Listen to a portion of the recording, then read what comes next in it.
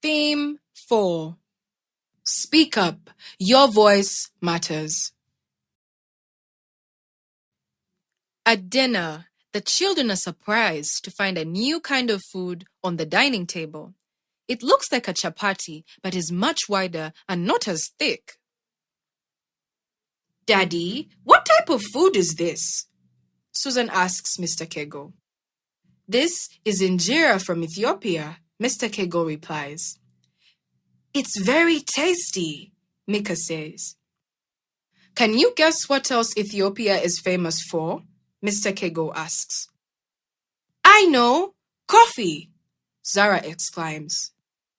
Like Uganda, coffee is one of Ethiopia's biggest agricultural exports. Very good, Zara, Mr. Kego says with a proud smile. Tata Mika, tell us about your first day back at work after the lockdown, Mrs. Kego says. Her husband quietly explains that many businesses are still closed and there are few people in the city. The pandemic has slowed down the world, but it has strengthened our family, he says. We have an opportunity to eat meals together, Mr. Kego says. Before going to bed, Mr. Kego reminds the children that the COVID-19 virus is still widely spread. When they go to school, they must always keep their masks on. But Daddy, what if the teacher tells us to remove our masks when speaking? Mika asks. That's wrong. Just raise your voice when you speak. Show them that even with the mask on, you can speak up and be heard, Mr. Kego says. We should practice. I can even sing aloud with a mask. See? Zara says, and then begins singing a song. I love that song. It reminds us to take charge of our fears no matter what. Mika says. You are right, Mika. It also encourages us to keep dreaming. Zara adds and starts to sing loudly. They all sing along before going to bed. I'm a rising star. I'm extraordinary. I dream, oh yes I dream. I dream 'cause I'm a rising star. I have the courage to embrace my fears. I reach for the stars to realize the power of my dreams. When you dream, you can achieve, discovering what it means to live free and rise up, more than what we dreamt inside. Deep within each heart, there lies a magic spark that lights up your imagination, changing to greatness, to realize the power of your dream. Theme 5. Coping with COVID-19. After 6 months out of school, Mr. Kego drops the children off at Kaboga Primary School early in the morning. There are placards at the school entrance and at the assembly grounds, reminding people to wear masks, wash hands, and keep social distance to prevent the spread of COVID-19. The first day of school is breezy and cold, but the children are excited to be back after the lockdown. They shyly greet each other with distant high fives and elbow bumps. As they begin the morning exercise, they stand meters apart from each other. After singing the school anthem and saying a prayer, the teacher, Miss Akwi, welcomes them back to school and takes them through some basic information about COVID-19 and how to keep safe. She asks them to pair up with their buddies, pick charts, and tick the right boxes. Susan's friend, Mariam, is absent, so she has no one to pair up with. Teacher, why hasn't Mariam come to school today? Susan asks. The teacher explains that Mariam will not be returning to school. Mariam's family was severely affected by COVID-19. When her sister returned from boarding school, they did not realize she had the virus, spreading it to most of the family members, including her father, mother, and aunt. And while the rest recovered, Mariam's mother died. Mariam's sister must feel so guilty for spreading the virus to her family, Abdu says. Contracting COVID-19 is nothing to be ashamed of. When people make a sick person feel guilty, that is stigma, Miss Akwi says.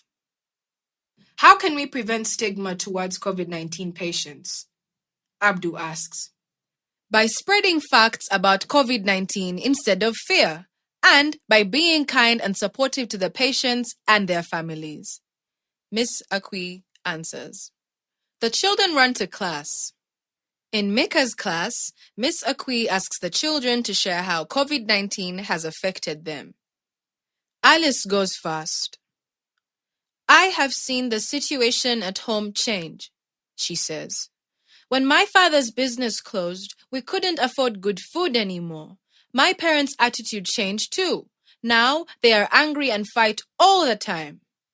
Mika raises his hand and adds, I watched on the news that in countries where schools remain closed, some children are abused at home. Yes, domestic violence is high during lockdown. Miss Akwi agrees. She explains that parents should be held accountable. Some parents have gone to prison, but many children don't tell anyone because they are scared. That's so sad. Children should speak out, Zara says. I have an idea. We need to support other children to become more assertive and resilient. That's a brilliant idea, Alice says. Did you hear the story of Aite from the Busia border? She overcame domestic abuse and is helping other children in her community, both in Uganda and Kenya. Alice reads Aite's story to the class. It's so interesting that when the bell rings, the children don't immediately scatter like usual. They wait for Alice to finish reading, each one wrapped in the story. Theme 6. The positive things around us. When they get home from school, they sit around the table to finish their homework and revise their books.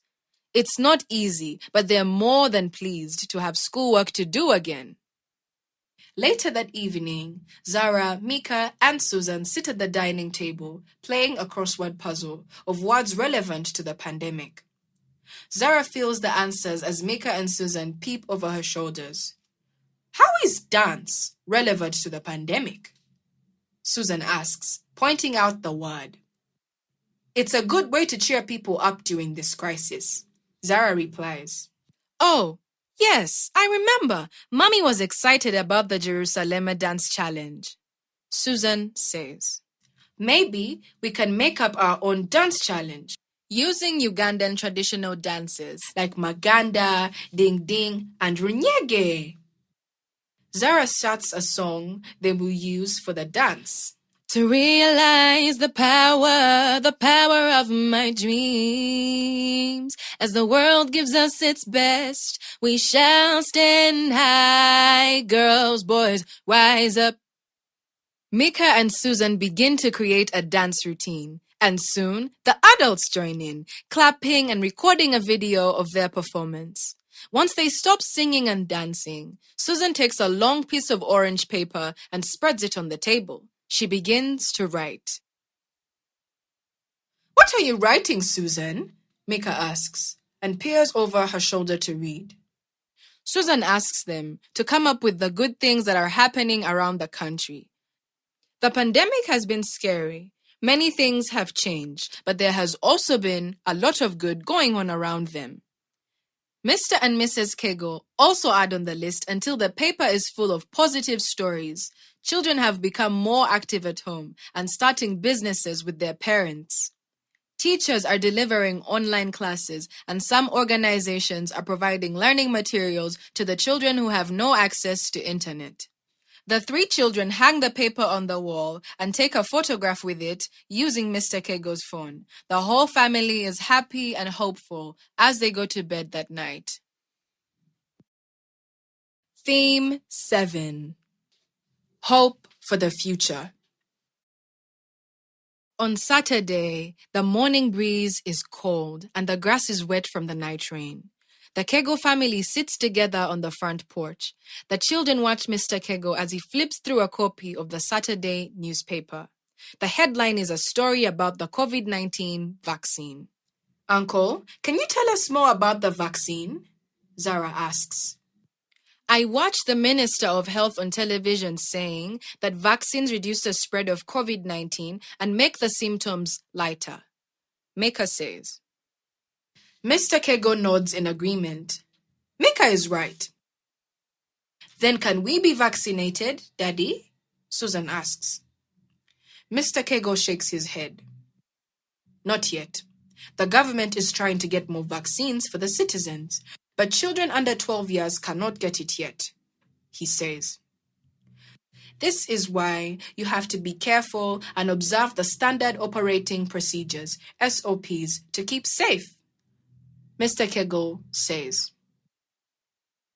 And what are the SOPs, children? Mrs. Kego asks. In unison, the three children sing. Wash your hands, wear your mask, and keep social distance. But Uncle, are the vaccines safe? Zara asks, frowning in concern. Yes, Zara, Mr. Kego replies. The scientists who come up with these vaccines have been working on similar vaccines for many years. The vaccines are safe. Are you vaccinated, Daddy? Mika asks.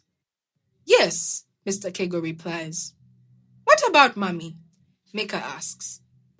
Not yet. The doctor advised her to wait a few months after she got the virus. This is to make sure the vaccine works properly.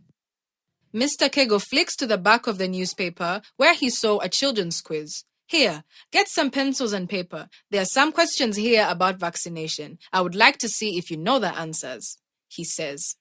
They start writing as Mr. Kego reads the questions. Finally, after 10 questions, they share their answers. Zara teases Mika, who has got 7 correct answers out of 10 questions. Susan, the younger sister, knows little about vaccinations, but Mr. Kego promises to share more when they get home in the evening after shopping.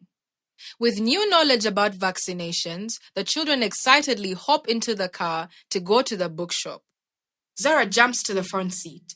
Susan is frowning because Zara has taken her usual place in the car. Mr. Kego sees the frown on Susan's face and tells her that in life, one can't always get what one wants. The children should be grateful that they go to school in a car, whereas many other children walk to school every day.